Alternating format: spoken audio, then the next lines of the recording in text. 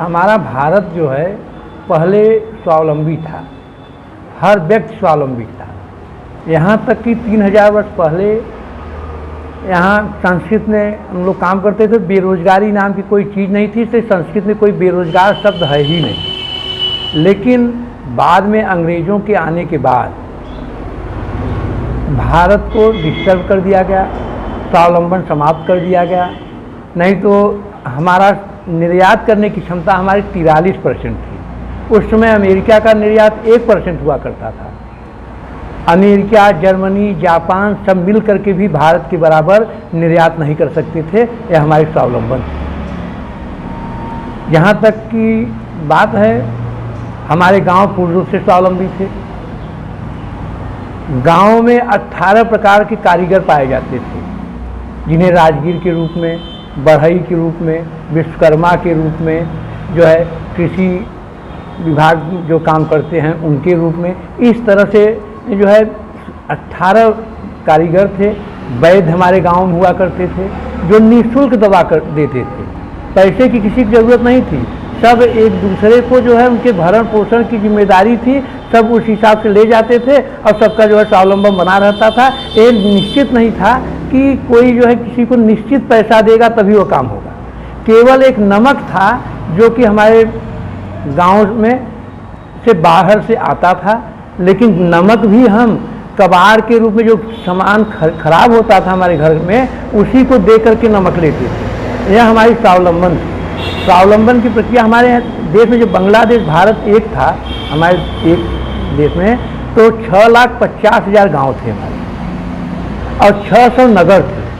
हम जितना उत्पादन हो सकता था पूरा जो है गांव से ही करते थे, और इसके बाद हमारा जब पेट भर जाता था, हम सक्षम हो जाते थे, उसे नगर में देते थे व्यापारियों को, और व्यापारी उसे दूसरे देशों को भेजा करते थे।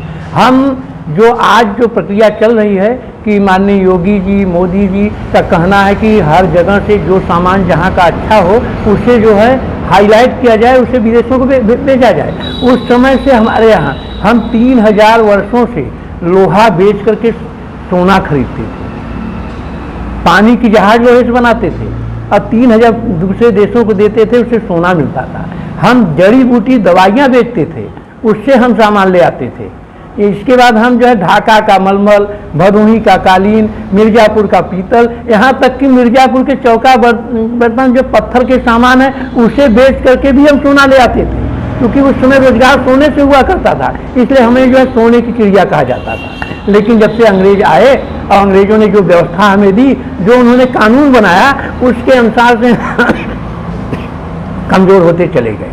उसी कमजोरी को दूर करने के लिए हम एक स्वदेशी जागरण मंच, एक शाखा है आरएसएस की, उसमें हम काम कर रहे हैं। और हम 2030 तक हमारा लक्ष्य है कि हम जो है भारत को पूर्ण रूप से स्वावलंबी बना लेंगे। स्वावलंबी भारत अभियान की जो योजना यहाँ चल रही है, हमारे विशेष श्री मनोज सिंह जो मानवाधिकार के प्रदेश अध्यक्ष भी हैं और गायत्री परिवार के ट्रस्टी भी हैं।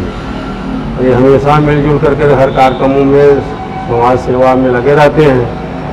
इन्हें एक नई जिम्मेदारी स्वावलंबी भारत अभियान की मिली है। जिले के संयोजक बनाए गए, प्रमुख बनाए गए हैं और जन जन को सहभागिता करने के लिए, किसी कोई परेशानी है रोजगार में, आर्थिक तंत्र से कोई असमर्थता है, जो केंद्र की भाजपा की केंद्र की योजना है, प्रदेश की योगी जी की योजना है रोजगार से, उसको सबको जोड़ना, अनुदान दिलाना, रोजगार के लिए ऋण दिलाना, उनकी प्रशिक्षण करना, इसमें जो लाभ लगे हुए हैं।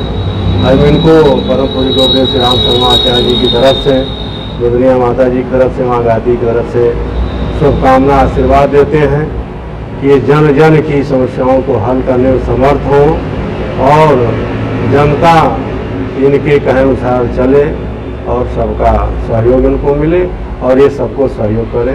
इसी के साथ इनको के लिए यह व्यवस्था बनी है कि लोगों को यहाँ रजिस्ट्रेशन कराया जाए। रोजगार सृजन केंद्र का कार्यालय यहाँ खुल चुका है।